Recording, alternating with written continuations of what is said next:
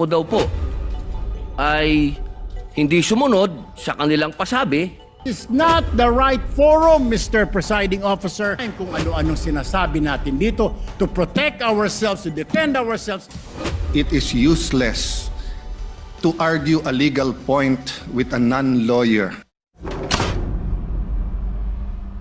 Nais ko lamang pong basahin ng napakaigsing manifestasyon po. The gentleman may proceed with his manifestation. Maraming salamat po. A'udhu billahi minash shaitanir rajim. Bismillahirrahmanirrahim. Alhamdulillah rabbil alamin.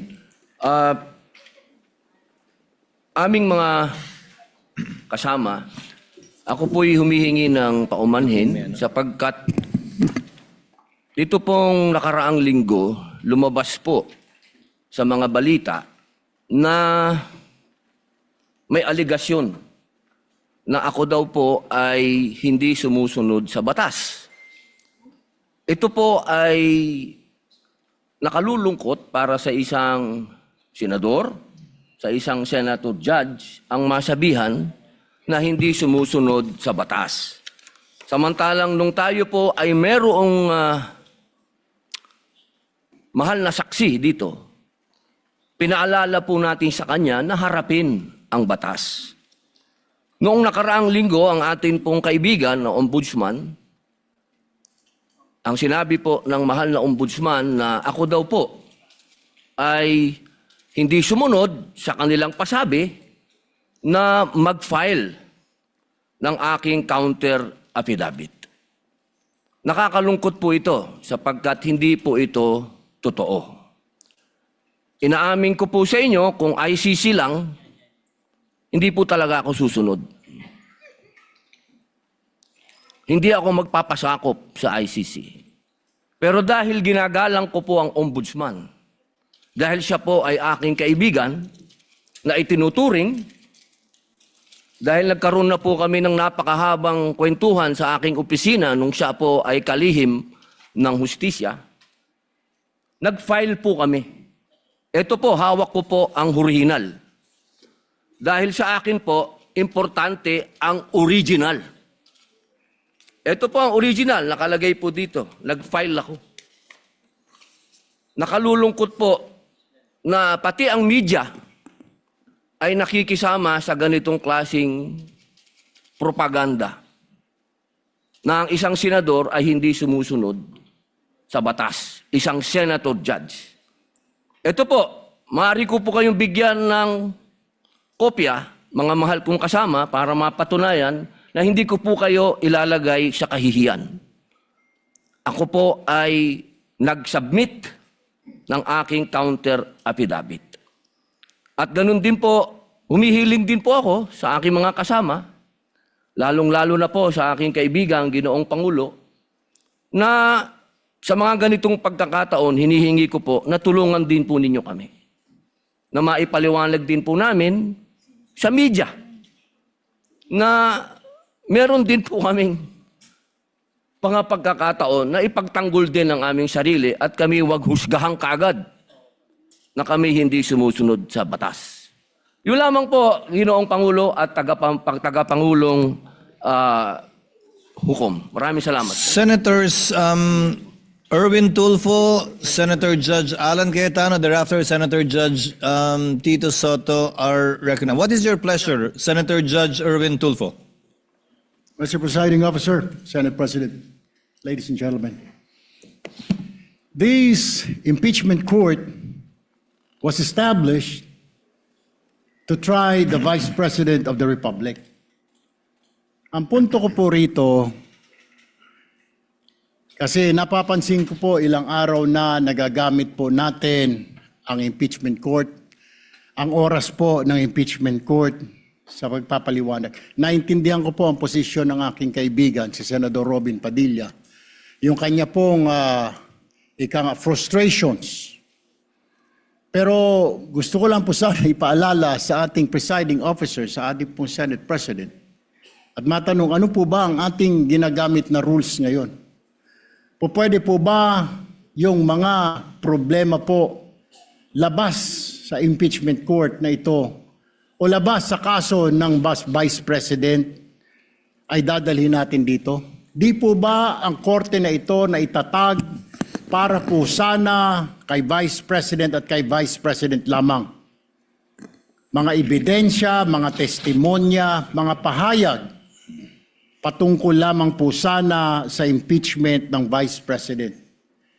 Kasi dito pong mga nagdaang araw, Mr. Presiding Officer, Senate President, mga kasama, napansin ko po na nagagamit ang oras po ng impeachment court sa pagtatanggol po ng mga nakaraang araw ng sarili ng ilan sa mga kasamahan natin sa mga akusasyon.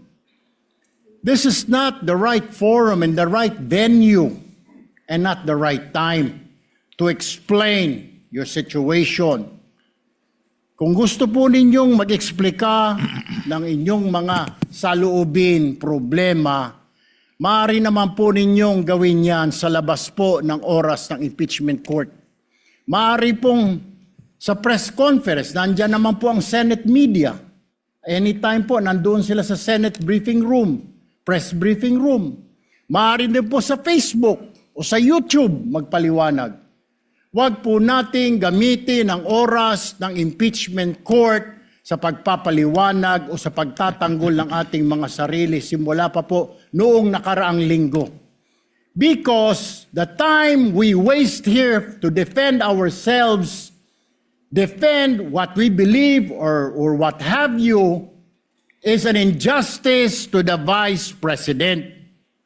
Yung oras po na ito dapat ilaan natin sa pakikinig sa depensa ng Vice Presidente, sa mga akusasyon laban sa Vice Presidente, hindi po pagdidepensa sa mga sarili natin kung tayo inaakusahan ng kung anong mga ahensya, kung tayo po ay may mga kaso, may mga investigasyon. This is not the right forum, Mr. Presiding Officer, Mr. President, Senate President. This is not the right place. This court was established, was created, the impeachment court, for the Vice President and Vice President only.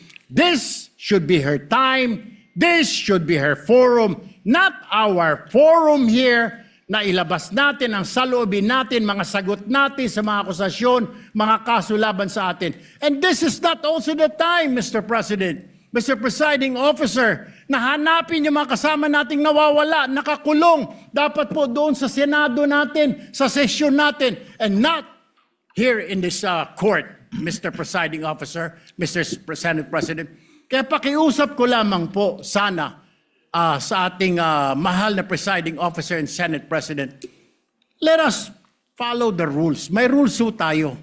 Kung hindi naman ho patungkol sa Vice President na sasabihin natin, hindi naman po patungkol sa depensa o prosekusyon ng Vice Presidente natin, then wag na ho natin payagan na magsalita pa po dito because nasasayang.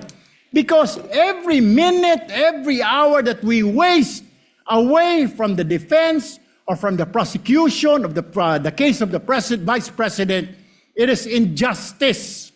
It is called injustice to the Vice President, to her family, yung anguish, yung kanyang sama ng loob, yung oras na nakabinbin ang kaso na ito. Let us do this impeachment trial as quickly as possible. If we have to clear the Vice President, then let's clear her. If we have to prosecute, then prosecute her with the evidence kung meron. Not waste our time kung ano-ano sinasabi natin dito to protect ourselves, to defend ourselves. This is not the right forum, Mr. Presiding Officer. Kindly wind up, Mr. Senator Senate Judge President. Erwin Tulfo. This is not the right forum for us to defend ourselves. Bring it somewhere else. Bring it to the press. Bring it to the social media, but not here. Thank you, Mr. President. The remarks of the gentleman are noted. Earlier, Senator Judge Alan asked to be recognized. Are you yielding in favor of Senator Judge Padilla? And thereafter, Senator Judge Soto, thereafter, Senator Judge Thank you, Padilla, Mr. before the Presiding chair Officer. makes a ruling on the matter. Yes, Senator Judge Alan Cayetano is recognized. Thank you. I'm happy. You may proceed, sir. I'm happy I finally heard Senator Judge Erwin Tulfo is concerned about the justice or injustice to Vice President Sara. That's good news. Regarding the waste of time here, Sabi ni Senator Joker Arroyo, it is useless to argue a legal point with a non-lawyer. When Senator Marcoleta brought that up here, nagkaroon ng commotion. Senator Miriam stood up here many times and said, kaya ka nga nagpo 4 years na law school at nagbabar. So let me give my own interpretation. The impeachment court is formed with lawyers and non-lawyers. And we interact, and it's for everyone, and we're equal. But if there's an engineer here or a doctor, and they talk about medical principles, I have to either study and argue on medical principles. Hindi ko pwedeng sabihin, hindi, ganito lang yan, logic lang yan, etc. Di ba? So, ang legal principle natin today is simple, integrity ng court. So, allow me to mention that to the people and help educate my colleague here. The integrity of the court and the justices or judges is always relevant. So if the Supreme Court or COMELEC, Court of Tax Appeals, Sandigan Bayan is being heard and the judges are being threatened, you give them time. So we cannot take the impeachment out of context. May nangyayaring flood control scandal, may nangyayaring gulo sa Team Unity na hindi na united ngayon. We consider Senator Marcoleta and Senator Jinggoy political prisoners, weaponized yung Blue Ribbon Committee at weaponized yung ano. So Mr. President, hindi tama na sabihin na I wasn't, after we brought up the problem with NBI, they doubled down, naggumawa pa ng task force. I mentioned 2 colleagues sa Salian, I didn't accuse them. Sabi ko lang, just like Vice President Sara, just because tumaas ang Salian, can we already ask for the BIR, for the AMLA and the bank accounts? So sabi ko, yan ang i-discuss namin sa Monday. Nag-react na, nag-accuse. I did not take up your accusations here today. Si Secretary Vince Dizon, 3 beses na nag-verify sa Taguig. Sinabi na 3 beses na walang ghost. Ngayon, i-verify ulit. I wasn't going to bring that up, but then i-question ninyo si Senator Padilla. It was all over the news na hindi niya inintindi or he snubbed the ombudsman. I was going to stand up before Senator Erwin stood up just to say, may registered mail. So nung una pa lang, 5 minutes si Senator Tulfo, so I'll take the 5 minutes also if you don't mind. The gentleman may proceed and Yes. kindly be mindful of the time. Yes, I will now. So I'm just saying, Senator Padilla just stood up to say, sumusunod siya sa batas, tapos. Kaya humaba to, dahil nga, hindi importante ata dito yung integrity ng judge. Lastly, kaya sinabi kong it's useless to argue a legal point. Ilang beses ko na narinig dito.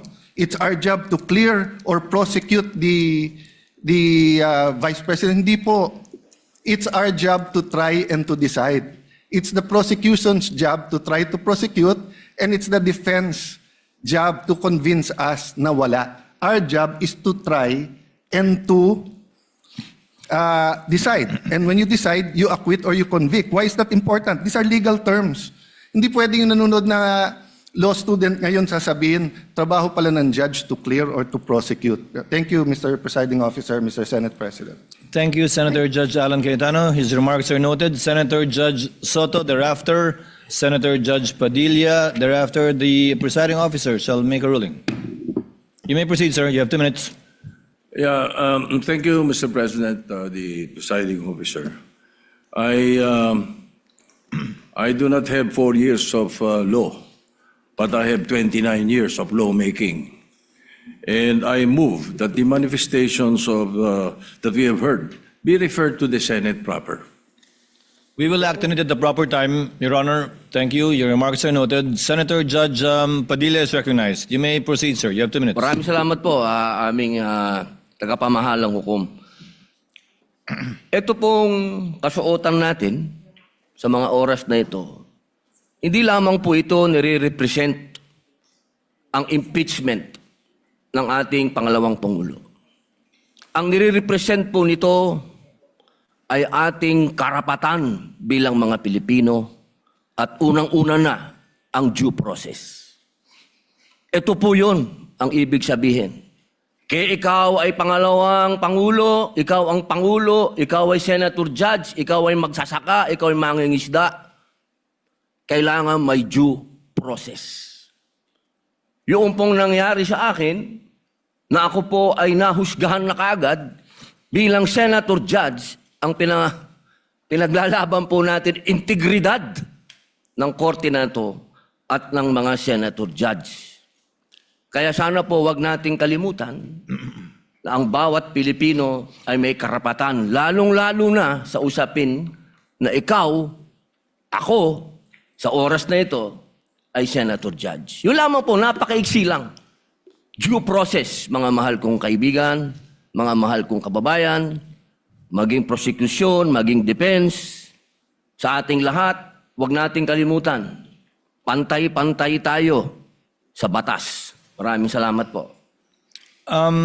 Senator Judge Pangilinan, what is your pleasure, sir? Yes, just a very quick manifestation, Mr. Presiding Officer. Earlier, former Senate President Soto moved that these matters be referred to the Senate. This is precedent, actually. During the Estrada impeachment trial, the father of Senator Cayetano Alan, Senator Rene Cayetano, made a manifestation regarding a case that was supposedly being prepared, a criminal case to be filed against him.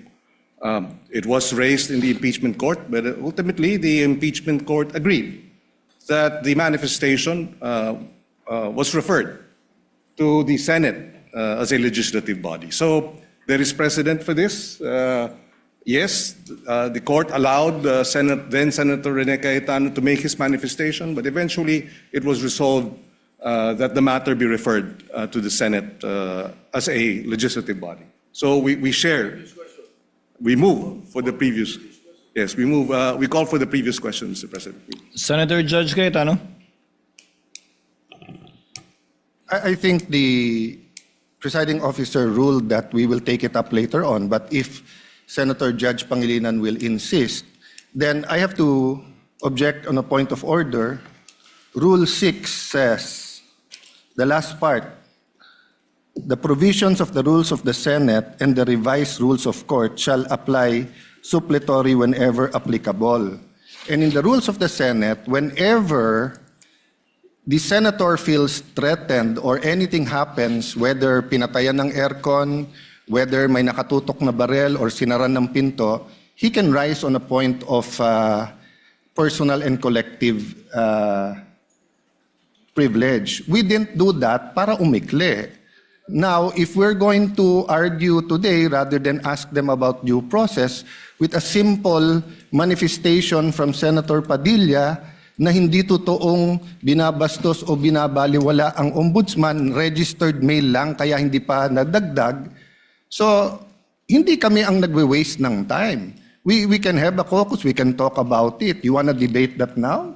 With the permission of Senator Judge Pangilinan, to abbreviate the proceedings, May I just, Mr. President, because I was alluded to, Mr. President. May I just very quickly, Mr. President, Rule 6 on. you may proceed, sir. Thank you, Mr. President. Rule 6 of our impeachment rules, Mr. President, which was quoted by Senator Cayetano as being suppletory. Mr. President, that refers to evidence, rulings on evidence in the impeachment trial. It does not refer to privileged speeches. Therefore, the suppletory nature of the rules of court, as well as the Senate rules, refer to matters pertaining to evidence and no other, Mr. President. But in the spirit of liberality, we will allow that. That's precisely why we did not object when he spoke last week. But let us not abuse the liberality of this court, Mr. President. With the permission of Senator Judge Tulfo Erwin, the chair will make a ruling because I believe it is also his position not to prolong this matter in discussing collateral matters not pertaining to the articles of impeachment that we are hearing and trying before the impeachment court. The chair rules that the manifestation of Senator Judge Padilla shall remain in the records. We cite as a precedent too, the precedent mentioned by Senator Judge Pangilinan, where the speech of former Senator, the late former Senator Rene Cayetano was not expunged from the record, but referred to the Senate impeachment, Senate rather, as a legislative body where it may be taken up. I asked the indulgence of the parties to this case. Wala po kasi kaming session. Ito lang po ang pagkakataong nakakapagsalita at nagkikita-kita kami habang recess kami. Pero umaasa ako, within hearing distance of my colleagues, na kapag ka nag-resume na po ang Senado sa susunod na linggo matapos ang sona ng Pangulo, may pagkakataon na po ang bawat miyembro ng Senado bilang senador, hindi bilang senator judge, na mailabas yung mga hinaing o anumang nais nilang sabihin kaugnay sa anumang nagaganap o nangyayaring hindi tama sa kanila o ginagawa laban sa kanila. And that, I think, is the proper forum for us to ventilate, discuss, look into, and if necessary, investigate the allegations and or accusations against senator judges in their capacity likewise as senators. So ordered. What is the pleasure of Senator Judge? I will just Cayetano? manifest, I correct myself, it was stamped, not registered mail. And since I agree with the ruling, I will not anymore argue the Thank you, other sir. rule that correlates with Rule 6. Thank you. Thank you, sir. Noted that it was stamped. The Senate President, thereafter, Senator Judge Erwin Tulfo. Thank you, Mr. Presiding Officer. Hopefully, we can move on after the manifestations of the gentlemen. Let me appreciate and thank the ruling of the presiding officer to refer the manifestations as well as the comments of our colleagues to the Senate acting as a legislative body.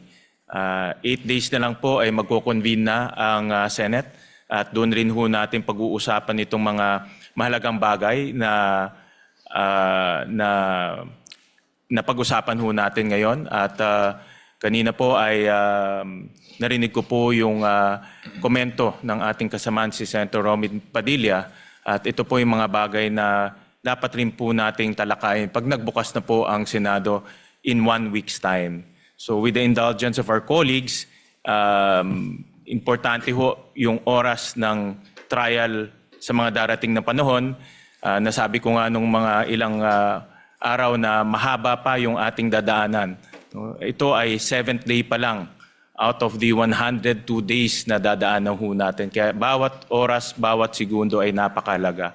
At nagpapasalamat po ako sa ating mga kasamahan dahil po sa kanilang masusing pag-participate ho dito sa ating impeachment. Pero dadating rin po tayo doon sa pagtatalakay nitong mahalagang issue pagbukas po ng Senado. Maraming salamat, Mr. Presiding Officer. Senator Judge Erwin Tulfo, briefly, sir, so that we can proceed to the matter on hand. Very quickly, Mr. Presiding Officer, can we start now, sir? I was about to, sir. Thank you, sir. We wasted 26 minutes for nothing. Thank you po.